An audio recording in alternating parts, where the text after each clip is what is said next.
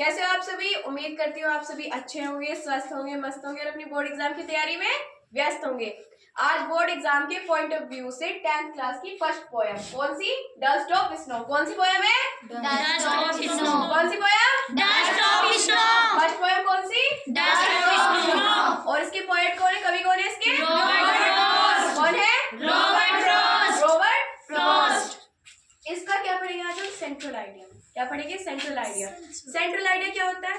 केंद्रीय भाव। Central idea मतलब केंद्रीय भाव। जो हमारी कविता है जिसका हमने सेंट्रल आइडिया लिखा है उसमें क्या क्या बताया गया है, क्या क्या संदेश दिया गया है, वो सब क्या बताया जाता है? सेंट्रल आइडिया में। किसमें बताया जाता है? Central idea. सेंट्रल आइडिया मतलब केंद्रीय भाव।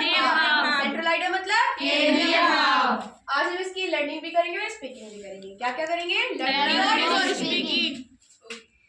The poet was in a depressive mood. Poet कौन है इसके? Robert Frost. कौन है? Robert Frost. The poet was in a depressive mood. जो इसके कवि थे, जो कवि है वो कह रहे थे डिप्रेसिव मूड। डिप्रेशन का नाम सुना आपने? डिप्रेशन दुखी होना। जब कोई डिप्रेशन वाला, डिप्रेशन तो सुना है? ये होता है डिप्रेसिव मूड। उनका मूड बिल्कुल खराब था, मतलब दुखी थे। From a hemlock tree, a crow shakes off the dust of snow on the poet. एक हेमलॉक ट्री था। हेमलॉक ट्री एक जहर वाला पेड़ था, जहर वाला जिसे सब नापसंद करते थे, जहर वाला पेड़। और उसका नाम क्या था? Hemlock tree. Hemlock tree. और एक क्या था? क्रो। क्या था? क्रो मतलब कौवा। कौवा। तो क्या मतलब? कौवा। वो उसमें बैठा था पेड़ पर। जब कोई पक्षी, आपने देखा जब कोई पक्षी बैठता है तो वो हिलते पत्ते उसके, उसमें से क्या गिरे? बर्फ के कण गिरे, जिसका नाम क्या है? Dust of snow. क्या नाम है? Dust of snow. नीचे कौन था? कवि। कवि कौन है? Robert Frost. और ऊपर क्या बैठा था? कौवा। और जिसके ऊपर बैठा था उस पेड़ का नाम क्या है? Hemlock tree. Hemlock tree. उसने बर्फ के कण गिरे, जिसमें क्या गिरा? जिसमें क्या होता है? Dust of snow. किसके ऊपर? किसके ऊपर? On the poet.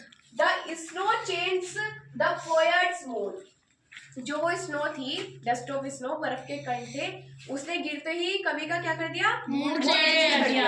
बदल दिया उसका mood. And makes him happy. पहले वो उदास था, डिप्रेसिव मूड था उसका, अब वो क्या हो गया? हैप्पी। अब वो क्या हो गया? खुश। उस डस्ट ऑफ स्नो ने उसका मूड बदल दिया, चेंज कर दिया, वो क्या हो गया? खुश। He has wasted a part of his day regretting. फिर वो पछताया, अपने पूरे दिन के एक हिस्से को बर्बाद करने पे वो पछताया कि मुझे अपने पूरे दिन का एक हिस्सा बर्बाद नहीं करना चाहिए था। रिग्रेटिंग मतलब पछताना। रिग्रेटिंग मतलब पछताना। But now with the change of mood, किंतु अब उसका मूड चेंज हो गया, मतलब बदल गया।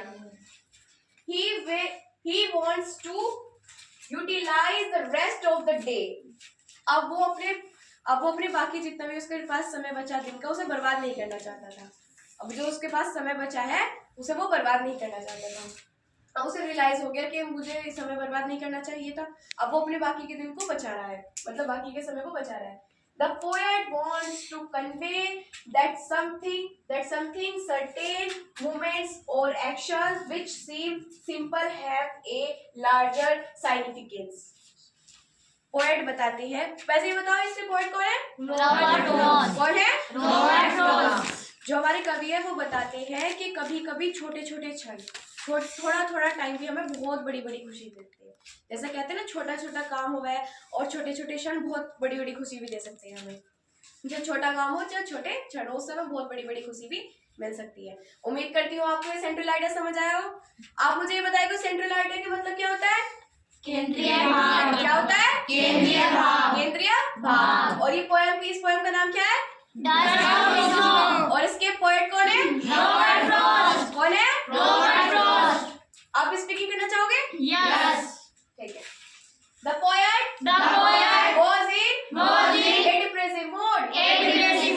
From a hemlock tree. A crow shakes off the dust of snow on the poet. The snow changes the poet's mood. And makes him happy. He has wasted a part of his day